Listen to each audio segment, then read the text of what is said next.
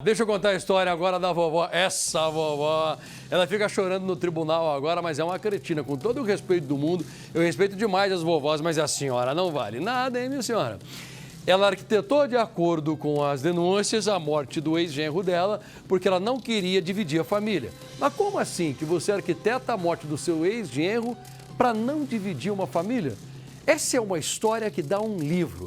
Essa senhora que você está vendo aqui agora tem uma história tão macabra que só poderia ser contada por uma das maiores repórteres que nós temos na TV brasileira. Uma repórter que está lá nos Estados Unidos e é a nossa correspondente aqui do Balanço Geral. Tina Roma, com você.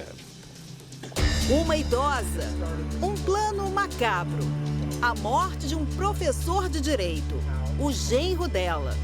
Dona Edelson, de 75 anos, afirma que é inocente, mas a promotoria não acredita nela. A história de Donna daria um roteiro de filme digno de Oscar. Ela foi presa ao tentar embarcar com o marido para o Vietnã. Esse é o momento em que Donna é escoltada pela polícia no Aeroporto Internacional de Miami, nos Estados Unidos. A polícia descobriu que ela e o marido tinham comprado uma passagem às pressas e só de ida para o país asiático. Para entender tudo, é preciso voltar 10 anos. O ano era 2014. Dona Edelson vivia uma boa vida. Ela e o marido moravam em um apartamento em South Beach, em Miami.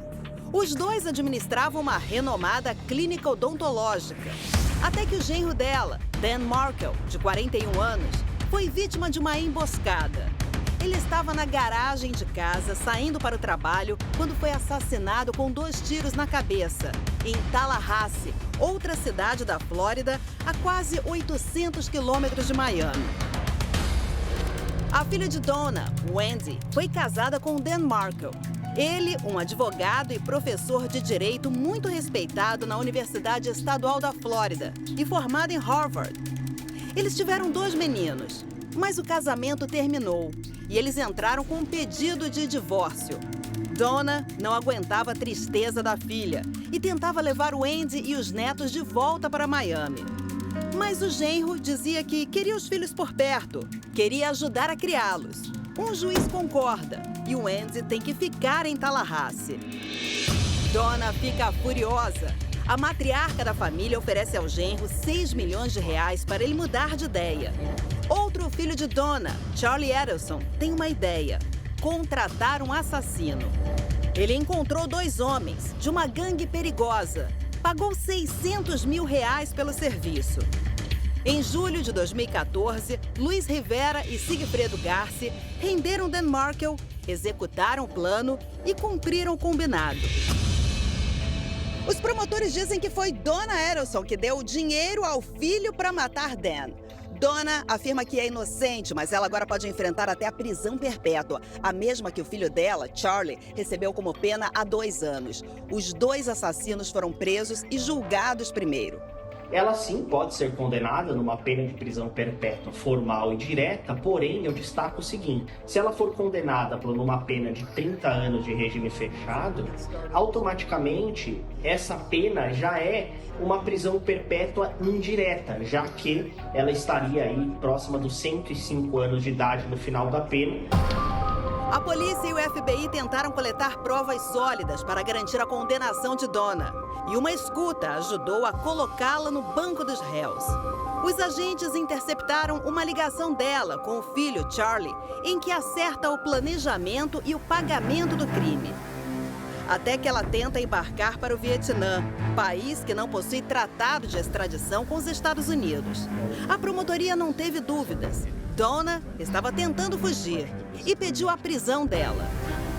Porque como não há tratado de extradição entre Vietnã e Estados Unidos, caso ela conseguisse a sua fuga para o Vietnã, seria muito difícil que ela retornasse aos Estados Unidos, significando a impunidade. A defesa afirma que não há provas contra Donna e que os assassinos agiram por conta própria para extorquir a família. No primeiro dia de julgamento, Luiz Rivera, um dos assassinos, deu detalhes de como seguiu Dan Markel até o momento do ataque. Um vizinho da vítima e o legista prestaram depoimentos. Eles descreveram a brutalidade do crime. Além da gravação para o filho, a promotoria exibiu e-mails que provam a participação de Donna no assassinato. No caso em concreto, existem troca de e-mails e interceptações telefônicas, no qual a pessoa supostamente estaria aí planejando e até tentando se esquivar, né, de futuras condenações da prática do crime. Isso já é indício suficiente da autoria da materialidade delitiva. E nesse caso, somente isso já pode sim ser aí uma prova.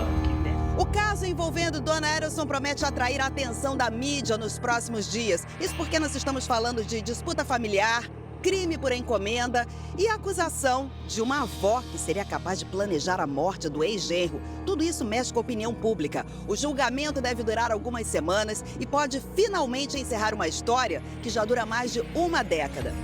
Passaia. Valeu, Tina. Obrigado. Acompanha o julgamento, depois você fala pra gente.